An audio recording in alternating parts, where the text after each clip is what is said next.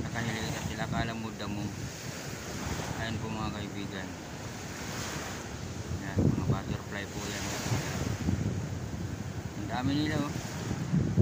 Yan. Lapitan natin, lilipad dyan silang lahat. Yan, makikita kasi lilipad dyan silang lahat. Huwag po ninyong walayan yung aking paglapit. Titingnan nyo po sila, lilipad dyan silang lahat. Ayan, malapit na tayo.